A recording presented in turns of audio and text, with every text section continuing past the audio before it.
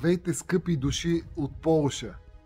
Здравейте, приятели! Радваме се, че ще бъдем заедно във вашата прекрасна страна и ще направим своя курс посвещение по Акашови записи.